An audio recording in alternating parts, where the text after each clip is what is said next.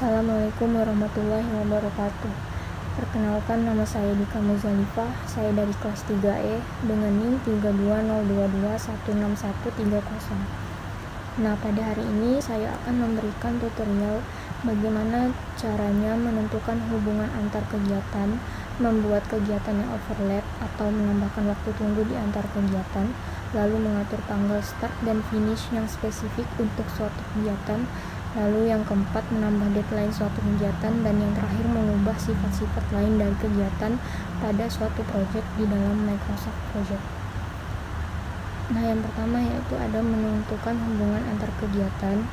Pertama, kita harus mengetahui terlebih dahulu bagaimana caranya menentukan hubungan antar kegiatan dalam Microsoft Project. Nah, jadi di sini ada 4 hubungan antar kegiatan yang harus kita ketahui. Yang pertama yaitu ada finish to start atau FS, lalu yang kedua ada start to start, lalu ada finish to finish, dan start to finish. Nah, FS ini adalah artinya kegiatan dari suatu kegiatan harus selesai sebelum kegiatan yang lainnya tuh mulai dimulai. Lalu untuk finish to finish artinya suatu kegiatan harus selesai sebelum kegiatan selanjutnya boleh selesai, atau boleh pula bersamaan, selesainya bersamaan. Lalu start to start yaitu suatu kegiatan harus dimulai sebelum kegiatan selanjutnya boleh dimulai atau boleh mulai bersamaan. Nah, untuk start to finish, suatu kegiatan harus dimulai sebelum kegiatan selanjutnya boleh selesai. Dengan kata lain, mulainya suatu kegiatan harus menunggu kegiatan selanjutnya selesai. Nah, jadi itu dia ada 4 hubungan antar kegiatan, yaitu ada finish to start, finish to finish, start to start, dan start to finish. Langsung kita buka project yang minggu lalu. Lalu di sini bisa kita lihat ada kolom predecessor. Nah, perlu diketahui dulu predecessor itu apa. Jadi predecessor dalam Microsoft Project adalah istilah yang digunakan untuk mengacu pada tugas atau kegiatan yang harus diselesaikan sebelum tugas atau kegiatan lain dapat dimulai atau dikerjakan. Dalam konteks perencanaan proyek, predecessor menggambarkan ketergantungan antara tugas-tugas yang ada dalam rencana proyek. Predecessor menentukan urutan dan hubungan antara berbagai tugas dalam proyek. Nah, jadi itulah penjelasan singkat mengenai predecessor. Lalu di sini bisa kita lihat, bisa kita klik untuk bagaimana caranya untuk menambahkan hubungan antar kegiatan itu. Nah, di sini ada tutorialnya juga. Bisa kita lihat pada menu view, klik Gantt chart. Lalu dalam field task name, pilih 2 atau lebih kegiatan untuk dihubungkan. Pada menu edit, klik print test atau klik toolbar berbentuk seperti rantai. Untuk mengganti hubungan antar kegiatan, klik double pada garis penghubung antara kegiatan-kegiatan yang ingin diganti. Nah, jadi di sini akan langsung saya berikan tutorial singkatnya. Misalnya di sini kita klik dulu kolomnya, lalu di sini kita tambahkan misalnya untuk wawancara dengan pelatih. Nah, jadi untuk melakukan kegiatan yang ini, maka otomatis kita harus menyelesaikan kegiatan yang ini dulu. Maksudnya ada hubungannya dengan kegiatan sebelumnya. Jadi di sini kita tulis saja sesuai dengan field di sini. Field testnya di sini ada kolom baris kegiatan yang ini. Survei ke lapangan olahraga adalah 3, maka di sini kita di kolom yang keempat tadi kita tulis 3. Lalu finish to start atau menyelesaikan start to finish to start. Nah, seperti ini. Nah, ini dia hubungan antar kegiatannya tadi. Atau bisa juga di sini kita klik kanan pada kolom 4 tadi, lalu dilihat di task information. Nah, di sini ada type-nya, yaitu survei ke lapangan olahraga, type-nya finish to start. Nah, selesai sudah yang untuk menentukan hubungan antar kegiatan. Selanjutnya akan dilanjutkan untuk menentukan overlap atau lag time tadi. Selanjutnya yaitu membuat kegiatan yang overlap atau menambahkan lag time atau waktu tunggu di antara kegiatan-kegiatan. Nah, dengan Microsoft Project Anda dapat membuat kegiatan-kegiatan overlap satu sama lain dengan memasukkan lag time atau waktu penundaan atau lead time atau waktu percepatan. Caranya yaitu di sini ada langkah-langkahnya. Di dalam field task name, klik kegiatan yang ingin ditambahkan lead atau lag time-nya, kemudian pilih task information, klik predecessor tab, lalu yang ketiga di dalam kolom lag, ketik berapa lama waktu penundaan yang diinginkan sebagai durasi waktu atau sebagai persentase dari predecessornya. Ketik lag time sebagai angka negatif, misalnya minus 2D atau 2 hari, untuk lead time 2 hari, atau sebagai persentase. Ketik lead time sebagai angka positif, lalu klik OK. Nah, caranya ikuti saja langkah-langkahnya. Misalnya yang tadi sudah kita tambahkan hubungan antar kegiatannya, yaitu finish to start. Nah, di sini kita klik pada kolom predecessor ini, kita klik yang kolom keempat tadi yang sudah ditambahkan hubungan antar kegiatan, lalu diklik kanan saja. Nah, di sini dilihat, diklik yang test information. Nah, di sini ada kolom lag di sebelah kolom yang type. Nah, di kolom lag ini kita tambah saja, misalnya waktunya diatur saja menjadi minus 2D tadi atau minus 1D. Lalu diklik OK saja. Nah, dia akan berubah. Di sini bisa kita lihat grafiknya menjadi seperti ini. Maksudnya dari untuk status kegiatan, misalnya kita akan menunggu selama 5 hari setelah jadi maksudnya dari minus kurang dari 1 hari itu untuk menyelesaikan kegiatan yang untuk memulai kegiatan setelahnya itu harus menunggu bisa dimulai. Kalau yang ini udah selesai, kita bisa langsung memulai. Kalau yang ini kegiatan yang ini minus, jadi 1 hari sebelum, pokoknya yang kalau kegiatan ini sudah selesai, maka bisa dilanjutkan dengan kegiatan yang ini, finish to start minus 1D. Nah, kira-kira seperti itu untuk bagaimana caranya membuat kegiatan yang overlap atau menambahkan lag time atau waktu tunggu di antara kegiatan-kegiatan.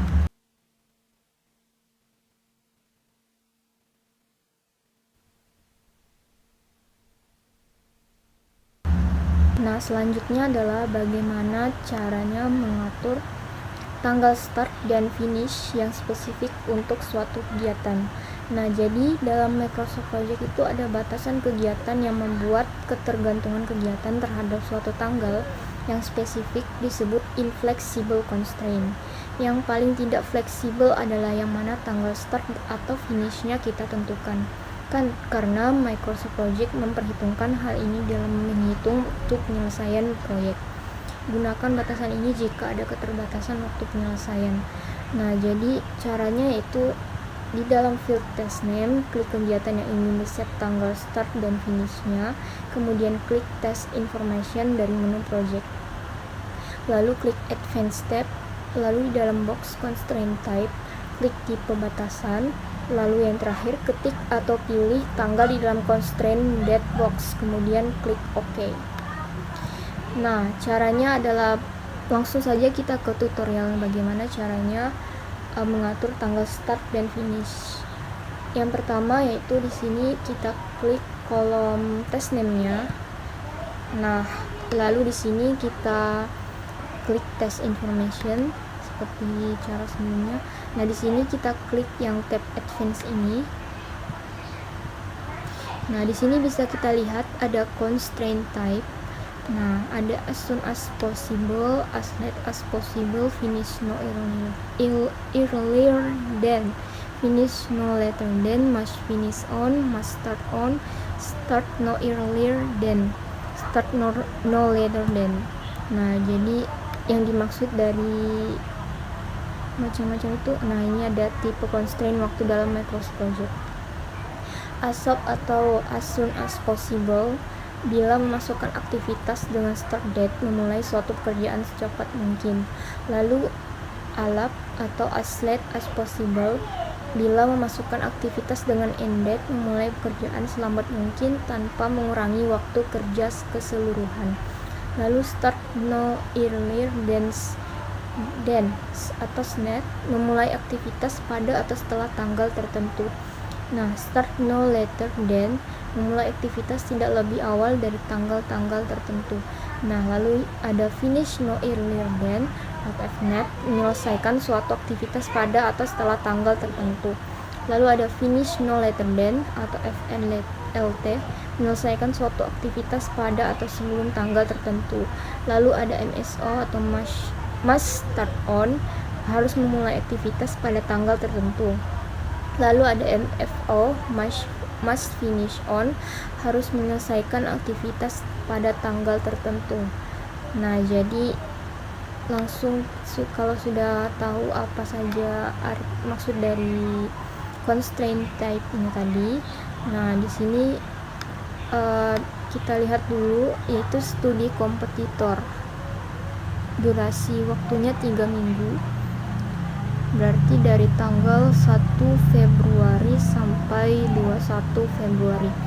Nah, jadi kita atur di sini as soon as possible, finish no later than, finish no later than, selesai tidak terlambat dari. Nah, di sini saya atur yang ini saja, finish no later than. Lalu constraint date-nya di sini kita atur menjadi tanggal constraint-nya, ya kan, tanggal waktunya tidak terlambat dari, misalnya di sini kan batas waktunya 21 Februari, berarti kita atur di sini misalnya 23 Februari. Nah, bisa langsung kita klik OK saja. Nah, di sini akan muncul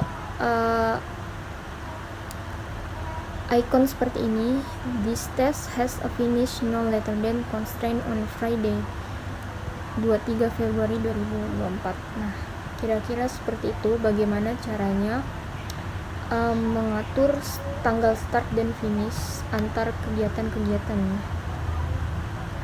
Nah, spesifik untuk suatu kegiatan. Jadi maksud dari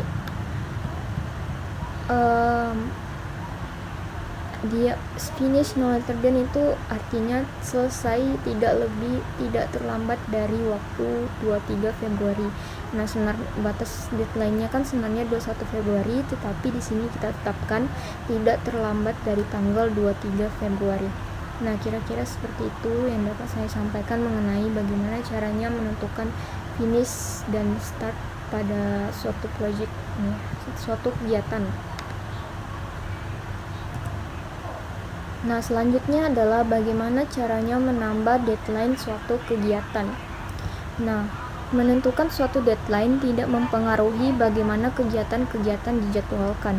Ini hanya cara Microsoft Project untuk menginformasikan jika suatu kegiatan diselesaikan setelah deadline. Kemudian Anda mempunyai kesempatan untuk melakukan penyesuaian agar jadwal dapat mencapai deadline yang ditentukan. Nah, caranya itu di dalam menu view, pilih Gantt chart, di dalam field test name, klik kegiatan yang ingin di set deadline-nya, klik test information dan advanced tab, lalu di dalam constraint test, ketik atau pilih tanggal deadline di dalam deadline box, kemudian klik OK. Langsung saja kita praktikkan bagaimana caranya. Misalnya di sini pembayaran online, kita klik di sini test information, lalu kita ke advanced tabs. Nah, di sini ada deadline ini. yang ini benar kan? Ketik untuk di dalam di dalam constraint test ketik atau pilih tanggal. Nah, di sini misalnya deadline-nya di sini terakhir tanggal berapa aslinya? 21 Februari.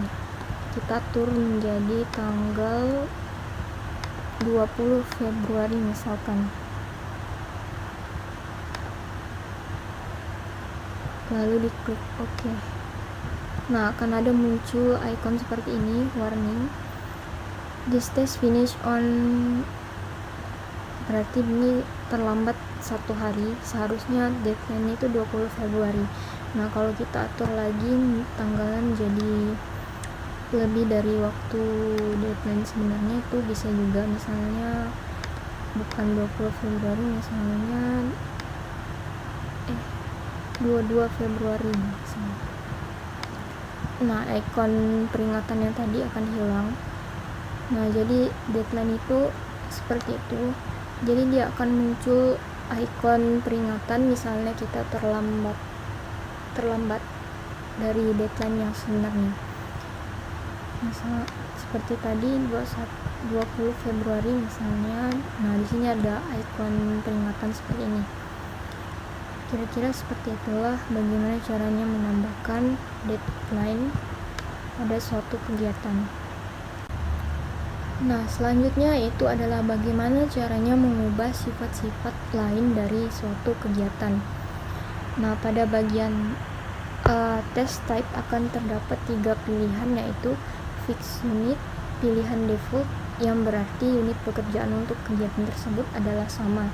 Lalu ada fixed duration, tugasnya memiliki rentang waktu atau durasi yang tetap, tidak tergantung kepada jumlah resource yang diberikan kepada kegiatan tersebut. Lalu ada fixed work, bobot pekerjaan dari kegiatan tersebut adalah sama. Nah, pada bagian kalender kita bisa menetapkan basis kalender yang berlaku untuk kegiatan ini. Kita bisa membiarkan tetap seperti semula atau memilih salah satu jenis basis kalender yang sudah dibuat seperti yang digunakan pada 2.1. Nah, di sini juga ada end value method, menentukan bagaimana proyek akan dilihat di tengah perjalanannya. Pilihannya ada persen complete, analisa end value berdasarkan persentase penyelesaian pekerjaan. Physical persen complete, artinya analisa end value berdasarkan pada pekerjaan-pekerjaan yang sudah selesai saja. Setelah jadwal beserta kegiatan-kegiatannya telah disusun dengan baik, tugas selanjutnya yang tidak kalah penting adalah menentukan resource atau sumber daya yang akan dipergunakan oleh kegiatan-kegiatan tersebut. Nah, caranya yaitu langsung saja kita buat bagaimana caranya mengubah sifat-sifat lain dari kegiatan. Di sini kita pilih misalnya yang pembayaran online tadi, lalu di test information lagi.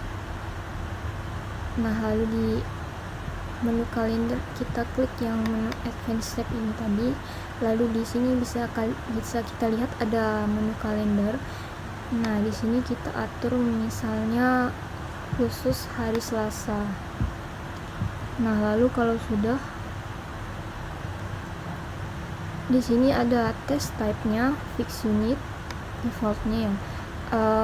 Karena ini kita lihat dulu jenis kegiatannya, yaitu pembayaran online 1 Februari, deadline 1 Februari. Nah, misalnya kita atur yang fixed duration, karena fixed duration itu tugasnya memiliki rentang waktu durasi yang tetap, tidak tergantung pada jumlah resource yang diberikan.